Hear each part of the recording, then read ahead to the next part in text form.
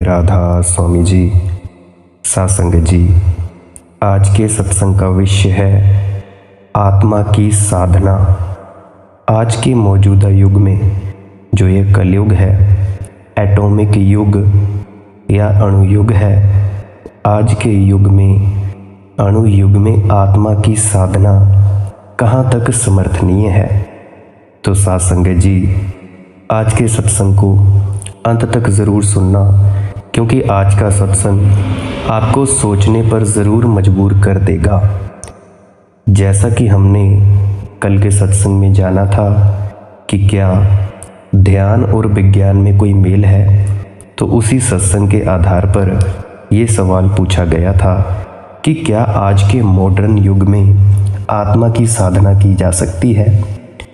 तो पहली बात से आपको ख्याल में आया होगा कि अणु और आत्मा का कोई विरोध नहीं है, बल्कि एटॉमिक साइंस ने अणु विज्ञान में ये बात बड़े अद्भुत रूप से सिद्ध कर दी कि एक छोटे से अणु में परम शक्ति निवास करती है, और अणु भी हमारे शरीर का पदार्थ के इस दुनिया में सबसे छोटा अंग है।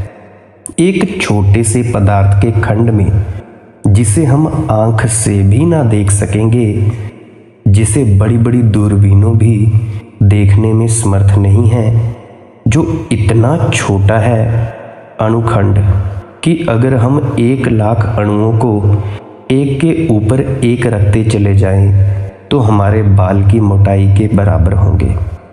1,00,000 एटॉमिक एटम्स एक के ऊपर एक रख दिए जाएं पर हमारे बाल की मोटाई लेंगे। इतना छोटा अणु है। उसमें विज्ञान ने इतनी विराट शक्ति खोज निकाली है कि आज सारी दुनिया भयभीत है कि कहीं एटॉमिक बमों का विस्फोट हुआ तो फिर मनुष्य बच नहीं सकेगा। इसका क्या अर्थ है? इससे किस बात की सूचना मिलती है? इससे इस बात की सूचना मिलती है कि छोटे को छोटा मत समझ लेना। कोई छोटा छोटा नहीं, क्षुद्रतम में विराटतम छिपा हुआ है। जो क्षुद्रतम है उसमें विराट शक्ति का निवास है। क्षुद्र कुछ भी नहीं, सभी कुछ विराट है। इससे ये खबर मिलती है, और इससे खबर ये भी मिलती है कि जब पदार्थ के एक अणु में इतनी ताकत होती है, तो चेतना आत्मा के एक अणु में कितनी शक्ति हो सकती है। आत्मा चेतना का अणु है। जैसे पदार्थ को हम खोजते खोजते आखिरी जगह जाकर हमने अणु या एटम को पकड़ लिया है, वैसे ही जिन लोगों ने चेतना की खोज की है, खोज करते करते उन्होंने अंततः जाकर आत्मा के अणु को पकड़ लिया। आत्मा इकाई है चैतन्य की, और अणु इकाई है पदार्थ की। विज्ञान अणु पर पहुंचा है, धर्म आत्मा पर पहुंचा है। दोनों की खोजें हैं, दोनों की खोजें बड़ी वैज्ञानिक हैं। और ऐसी दुनिया में जबकि अणु खोज लिया गया है, तो आत्मा की खोज में भी हम सबको संलग्न हो जाना चाहिए। एक और ने कमेंट सेक्शन में पूछा है कि आत्मा की साधना की क्या सार्थकता है, क्या समर्थता है, क्या उसका समर्थन किया जा सकता है। तो इसमें सोचने वाली बात यह है कि अणु जब तक मनुष्य नहीं पहुंचा था, तब तक अगर आत्मा को ना भी जानता तो चल सकता था। अब नहीं चल सकेगा, क्योंकि पदार्थ की शक्ति जिस मनुष्य के हाथों में आ गई हो विराट, और अपने भीतर जो कुछ भी ना जानता हो, अज्ञानता से भरा हो, अज्ञान के हाथों में इतनी शक्ति खतरनाक ही सिद्ध हो सकती है। और क्या होगा? एक छोटे बच्चे को हम तलवार पकड़ा दें तो क्या होगा? ऐसे ही छोटे से बच्चे को, जो आत्मा की दृष्टि से बिल्कुल बच्चा है, उस आदमी के हाथ में एक एटम आ गया है क्या होगा? हिरोशिमा नागासाकी होंगे, युद्ध होंगे, आज नहीं तो कल सारी दुनिया को डुबाने का आयोजन हुआ। आज भी जो हमारे यहाँ पे वर्ल्ड में युद्ध चला हुआ है, संसार में जो भी युद्ध चले हुए हैं, तो वो अणु बमों का दिखावा कर रहे हैं। वो ये डरावा दे रहे हैं कि भाई हम ये बम विस्फोट कर देंगे। मनुष्य के हाथ में उतनी ही शक्ति अच्छी है जितनी उसके भीतर शांति हो। भीतर शांति ना हो, बाहर शक्ति हो, तो बहुत खतरनाक मेल है ये। और भीतर शांति पैदा होती है उसी मात्रा में जिस मात्रा में मनुष्य चेतना या आत्मा से परिचित होता है। बाहर शक्ति उपलब्ध होती है उसी मात्रा में जितना मनुष्य पदार्थ के अंतिम से अंतिम खंड को समझ पाता है। और अंदर भीतर शक्ति उपलब्ध होती है, शांति उपलब्ध होती है उसी मात्रा में जितना वह स्वयं की अंतिम से अंतिम गहरी से गहरी अवस्था को समझ पाता है। तो अब तो बहुत ज़रूरी है, अगर आदमी ने आत्मा को न समझा तो अणु को समझना बहुत महंगा पड़ जाने वाला है। इस नासमझ आदमी के हाथों में अणु सिवाय आत्मघात और कुछ भी ना बन सकेगा।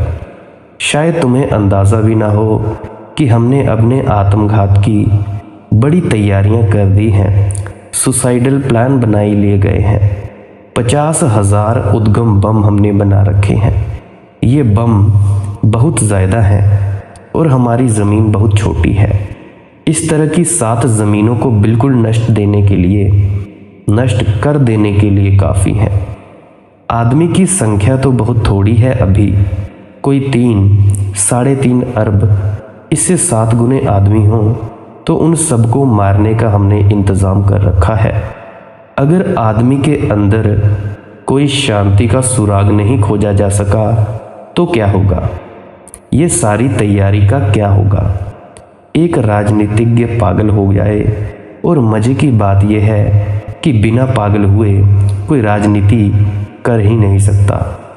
और अगर राजनीतिज्ञ पागल हो जाए तो सारी दुनिया के विनाश की ताकत उसके हाथ में है। और राजनीतिज्ञ को हम भलीभांति जानते हैं कि यह किस तरह का आदमी होता है। तुम लोग अपने नेताओं को देखते ही होंगे। दुनिया अच्छी होगी तो इस तरह के आदमी का हम चिकित्सालयों में इलाज करवाएंगे। लेकिन अभी हम उसको मुख्यमंत्री बनाते हैं, प्रधानमंत्री बनाते हैं। हमारे बीच जो आज सबसे बीमार दिमाग का आदमी है, उसके हाथ में सबसे ज़्यादा ताकत है, और उस ताकत के पास विज्ञान ने अणु की शक्ति दे दी। तो अब होगा क्या? अमेरिका का एक राजनीतिज्ञ गुस्से में आ जाए, रूस का एक राजनीतिज्ञ गुस्से में आ जाए, क्या होगा? उसका गुस्सा सारी दुनिया की मौत बन सकता है। उसके हाथ में ताकत मिल गई, बहुत ज़्यादा ताकत। इस ताकत के विरोध में सारे जगत में आत्मिक शक्ति का आविर्भाव होना चाहिए, नहीं तो मनुष्य के जीवन के दिन बहुत इतने थोड़े हैं। ये ज़िंदगी बहुत दिन चलने वाली नहीं है। तैयारी हमारी पूरी हो गई है। विस्फोट किसी भी दिन हो सकता है, और आज भी हो सकता है, जो आज भी रशिया और यूक्रेन की लड़ाई चल रही है। इसीलिए ये मत पूछो कि आज के युग में आत्मा की साधना की क्या सार्थकता है। पुराने दिनों में आत्मा ना भी साधी जाती तो चल जाता। लकड़ी वगैरह से लड़ाई करनी पड़ती थी, तीर भाले चलाने पड़ते थे, बहुत बड़ा खतरा नहीं था। हिंसा बहुत सीमित थी। अशांत आदमी के पास बहुत बड़ी ताकत नहीं थी। लेकिन आज तो बहुत बड़ी ताकत है, और आदमी बिल्कुल अशांत है। एक आदमी, ये वो आदमी शांत होना चाहिए। इसका शांत हो जाना एकदम अपरिहार्य हो उठा है। एक क्षण भी इसे खोना खतरनाक है। इसीलिए दुनिया में जो भी विचारशील हैं, उन्हें ये समझना होगा कि आत्मा की दिशा में जितना काम हो सके और जितनी जल्दी से हो सके और जितने लोगों के अंदर आत्मा की प्यास को, खोज को, गहराई को जगाया जा सके और जितनी जल्दी से जगाया जा सके, क्योंकि कोई हिसाब नहीं है क्षण हमारे हाथ में कितने हैं। उसी मात्रा में मनुष्य का भविष्य सुरक्षित हो सकता है।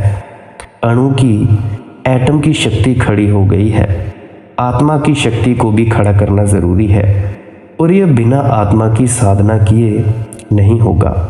इसीलिए बहुत बहुत ज़रूरी है आज से ज़्यादा ज़रूरी ये बात कभी भी नहीं थी और शायद आगे भी कभी ना हो। ये क्षण शायद मनुष्य के जीवन में सबसे बड़े संकट के, सबसे बड़ी क्राइसिस के दिन है। इसी वक्त अगर हम आत्मिक शक्ति को भी जगा सकें तो अणु की शक्ति विनाशनाक बनकर सृजन बन सकती है। उससे बहुत बड़ा सृजन हो सकता है। शायद दुनिया में किसी आदमी के भूखे रहने की अब कोई ज़रूरत नहीं है और ना किसी आदमी को घातक बीमारी होने की ज़रूरत है और शायद इतनी जल्दी मरने की भी किसी को ज़रूरत नहीं है।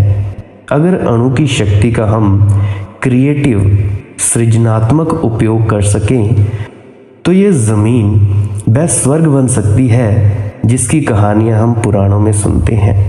ये ज़मीन वो स्वर्ग बन सकती है। इतनी बड़ी शक्ति हमारे हाथ में आ गई है। लेकिन अगर हमारा मन बेचैन और अशांत रहा तो इसका हम एक ही उपयोग कर सकेंगे और वह ये है, इसी में हम जल जाएं और नष्ट हो जाएं। जो ताकत सौभाग्य बन सकती थी वही हमारा दुर्भाग्य बन जाएगी। जो शक्ति हमारे लिए वरदान सिद्ध होती वही अभिशाप हो सकती है। इसीलिए बहुत बहुत ज़रूरत है कि आत्मा की खोज, उस दिशा में साधना हो और उसे पाया जाए और बहुत लोगों के भीतर वो दिया जल सके। एक और कमेंट में सवाल पूछा गया है कि मेरी बातें तो ठीक मालूम पड़ती हैं लेकिन उनसे तो क्रांति हो जाएगी, उनसे तो विद्रोह पैदा हो जाएगा, उससे तो केओस, अराजकता पैदा हो सकती है। तो अगर हम ठीक से देखें तो हमारे समाज में जितनी अराजकता है, जितनी अनार्की है, इससे ज़्यादा भी अनार्की किसी समाज में कभी हो सकती है। ये समाज जितना बीमार और रुग्ण, जितना अशांत है, कोई और समाज भी इससे ज़्यादा अभिशाप ग्रस्त हो सकता है। क्या है इसमें जो बचाने जैसा है क्या इसमें? सब कुछ सड़ गल गया है, सब कुछ कुरूप है, तो घबराने की बात क्या है? अगर कोई बात ऐसी मालूम पड़ती हो कि उससे क्रांति हो जाए, परिवर्तन हो जाए, तो ये होना चाहिए। जो समाज परिवर्तित होना बंद कर देता है वो असल में जीवित ही नहीं रह पाता। परिवर्तन तो रोज, जितना जीवित समाज होगा उतने जल्दी परिवर्तन होते हैं उसके अंदर। जितना जीवंत होता है प्रवाह, उतनी ही दूर की यात्रा करता है, उतने ही नए पथों को खोजता है। क्रांति तो जीवन है, उससे क्या घबराना। और युवक होकर कोई ऐसी बात करे, एक जिसने पूछा है कि क्रांति हो जाएगी और डरे, तो उसे समझ लेना चाहिए कि वह बूढ़ा हो चुका है, वह युवक नहीं है। एक बूढ़ा आदमी भयभीत हो सकता है, लेकिन ज़रूरी नहीं होता कि कोई शरीर से बूढ़ा हो गया हो तो बूढ़ा ही हो गया। एक दिन क्या हुआ, एक गांव में सतगुरु गए। उस गांव के एक धनपति ने उन्हें फ़ोन किया और कहा कि मैं अपनी माँ को भी लाना चाहता हूँ आपको सुनने, लेकिन उसकी उम्र 90 वर्ष है और पिछले 40 वर्षों से वह 24 घंटे माला जपती रहती है। मुझे डर लग रहा है कि कहीं आपकी बातों से उसे चोट ना पहुँच जाए और इस उम्र में कहीं उसके मन को बेचैनी ना पैदा हो जाए, तो मैं लाऊं या ना लाऊं। उस युवक ने उन सतगुरु को कहा, तो उन्होंने जवाब दिया, अगर तुम्हारी माँ जवान होती तो मैं कहता ना भी लाओ तो कोई हर्जा नहीं है, अभी वक्त है, लेकिन तुम्हारी माँ के आगे कोई वक्त नहीं है, इसलिए तुम जल्दी ले आओ, क्योंकि कुछ हो सकता हो तो हो जाना चाहिए। वो अपनी माँ को डरते हुए लेकर गया। सभा के बाद, सत्संग के बाद वे उनके सतगुरु से मिले और कहने लगे कि मैं बहुत हैरान हूँ। सत्संग से उठने के बाद उन्होंने अपनी माँ को पूछा होगा कैसा लगा। उनकी माँ ने कहा, 40 साल से मैं माला जपती थी, मैं माला हमेशा हाथ में रखती थी। उन्होंने कहा, माला जपने से कुछ भी नहीं होगा। मेरा अनुभव भी कहता है कि कुछ भी नहीं होता, तो मैं माला वहीं छोड़ आई हूँ, उसी सत्संग सभा में। उसको वापस नहीं लाई हूँ अपने साथ। वह बात खत्म हो गई। तब सतगुरु ने लड़के को कहा, तुम बूढ़े हो, तुम्हारी माँ जवान है। 90 साल की उम्र में वह माला छोड़ गई, उसी भवन में, उसी शेड में। और उसने कहा कि उन्होंने कहा माला जपने से कुछ ना होगा। ये बात ठीक है। 50 साल का मेरा अनुभव भी कहता है कि कुछ भी नहीं हुआ। मैंने 50 साल जप कर देख लिया। ये बात ठीक है। बात खत्म हो गई।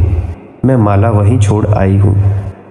इस स्त्री को कोई बूढ़ा कह सकता है, लेकिन जवान आदमी जब विद्रोह और क्रांति से डरे तो उसे कोई जवान कहेगा। जवानी का मतलब क्या है? जवानी का मतलब है जिसका दिल अभी बदलने के लिए तैयार है, जो नए की खोज में निकल सकता है, जो नए की खोज का साहस कर सकता है, वही जवान है। जो नए से भयभीत होता है और पुराने से चिपक जाता है, वह बूढ़ा हो गया, मन से बूढ़ा हो गया। हिंदुस्तान में जवान बहुत दिनों से पैदा होने बंद हो गए हैं। यहाँ बूढ़े आदमी ही पैदा होते हैं, जवान पैदा ही नहीं होता। हमारी सारी भाषा बूढ़ी हो गई। मेरा मतलब समझें, बुढ़ापे से। क्रांति से क्या घबराना? क्रांति तो होनी चाहिए, बदलाव होना चाहिए, ज़रूर होना चाहिए, क्योंकि क्रांति तो ज़िंदगी को रोज़ नया नया करने की प्रक्रिया का नाम है। रोज़ नई नई जिंदगी होती जानी चाहिए, ठहर नहीं जाना चाहिए जीवन का प्रवाह। एक तालाब होता है, उसमें प्रवाह रुक गया होता है। एक नदी होती है, उसमें जो प्रवाह होता है पानी का, खुला और मुक्त होता है। नदी बड़ी क्रांतिकारी है, जो नए नए रास्ते खोजती रहती है। अनजान सागर की तरह उसकी यात्रा चलती जाती है। तालाब शायद डर गया है, वो डर गया है। वो तालाब शायद बूढ़ी हो गई नदी, वह घबरा गया है। उसने अपने को बंद कर लिया है एक जगह। वह डरता है आगे जाने से। परिवर्तन करना पड़ेगा, ना मालूम किन रास्तों पर चलना पड़े, ना मालूम सुख हो कि दुख हो। यही ठीक है, जहाँ है वहीं ठीक है। एक स्टेटस को पैदा करता है, वहीं रुक जाता है, वहीं बंध जाता है।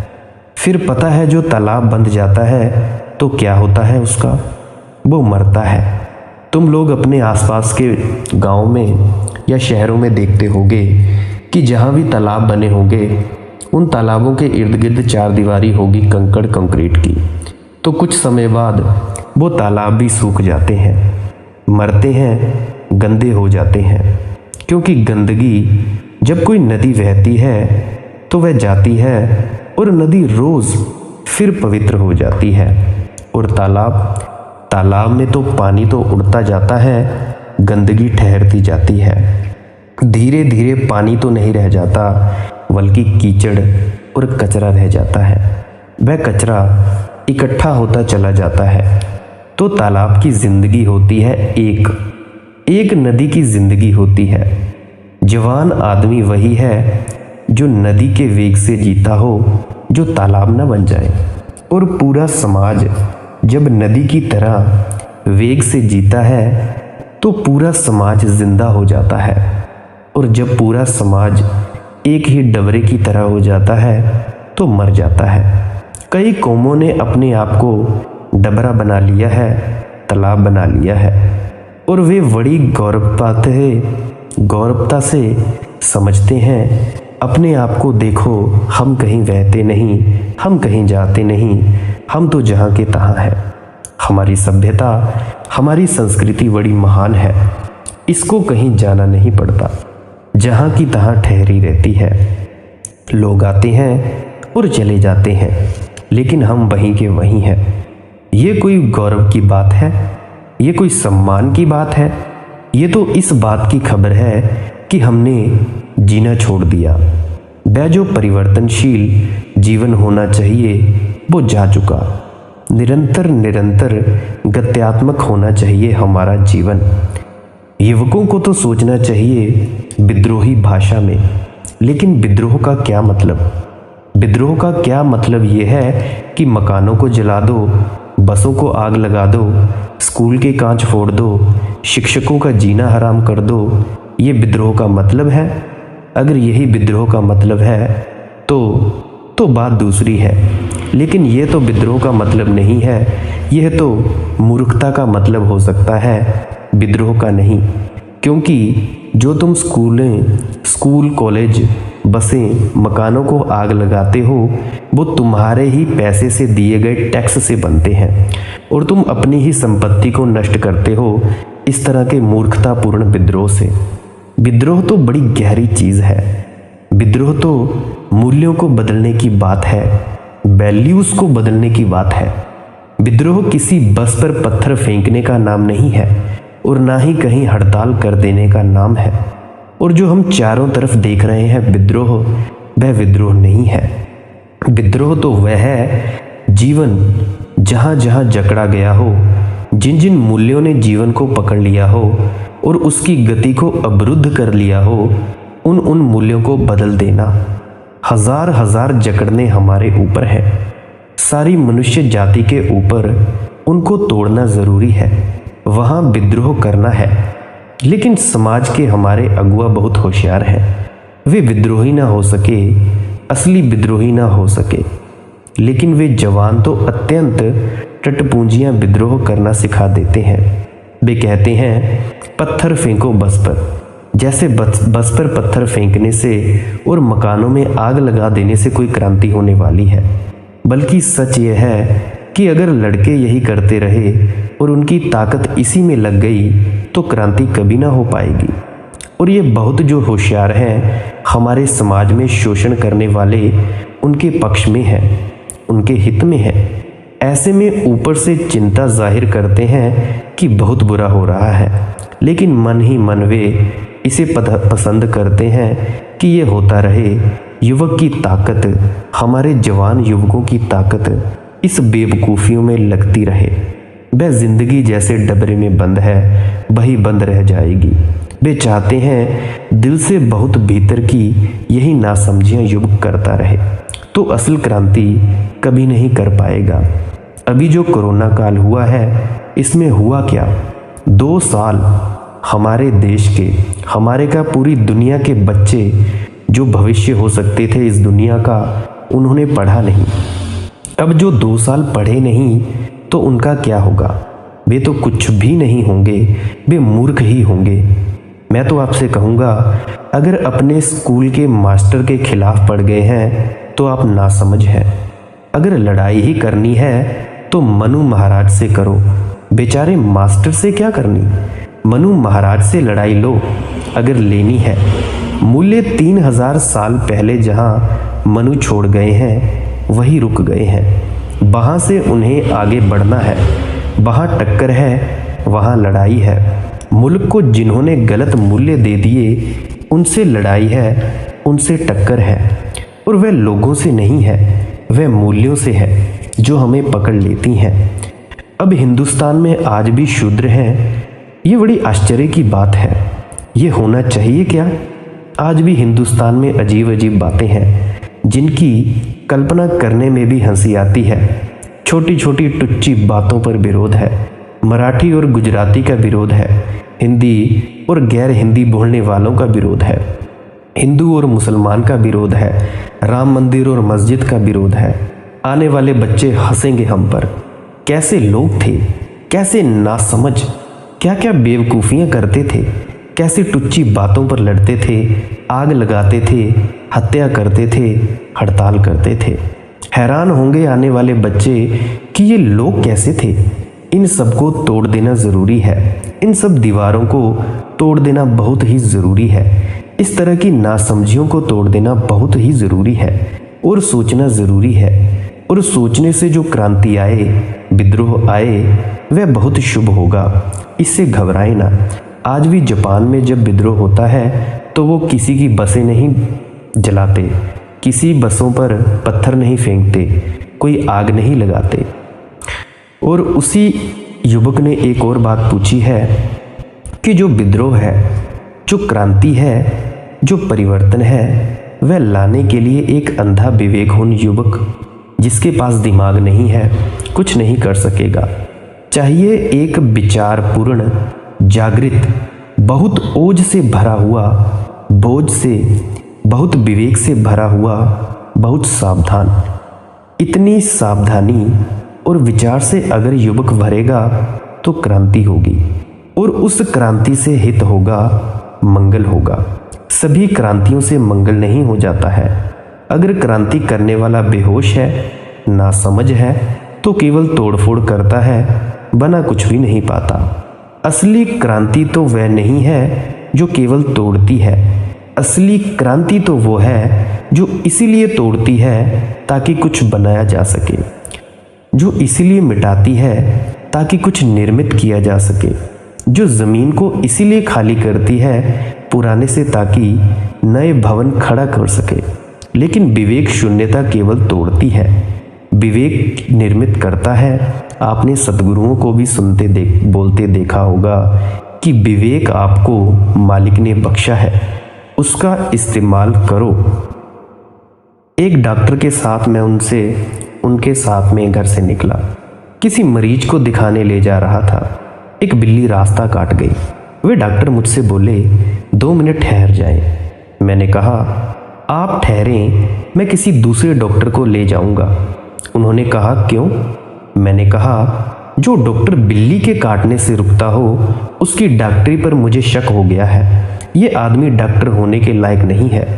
इसके मन में कोई वैज्ञानिकता नहीं है। बिल्ली के काटने से रास्ता और एक डॉक्टर रुकेगा? एक इंजीनियर रुक जाएगा कि उसको छींक आ गई? एक पढ़ा लिखा आदमी, एक बेचारे ऐसे गरीब आदमी को जिसके पास एक ही आंख है, उसको देखकर दुर्भाग्य समझेगा? तो फिर ऐसे युवक क्या क्रांति लाएंगे? क्या करेंगे? कौन सी वैज्ञानिकता पैदा करेंगे? जो फिर जिंदगी में बहुत विवेक और विचार चाहिए कि हम क्या कर रहे हैं। निरंतर अपने से पूछना चाहिए, निरंतर प्रश्न खड़े करने चाहिए। हमारे मुल्क में तो हमने विचार करना कई हजार सालों से बंद कर दिया है। हमने वह तकलीफ उठानी बंद ही कर दी है। वह हमने 2-4 लोगों पर ही छोड़ दिया है। हे भगवान कृष्ण, तुम सोचो और गीता दे दो, हम उसी को संभाले रखेंगे। हमें क्यों परेशान करते हो? आपने किताब दे दी, अब हमारा काम है कि हम इसको पढ़ें, इसको सिर सवाएं, इसके आगे झुकें। हे भगवान महावीर, अब तुमने सब सोच लिया है, तुम सर्वज्ञ हो, तुमने सब बता दिया। अब हम में से किसी को भी सोचने की ज़रूरत नहीं।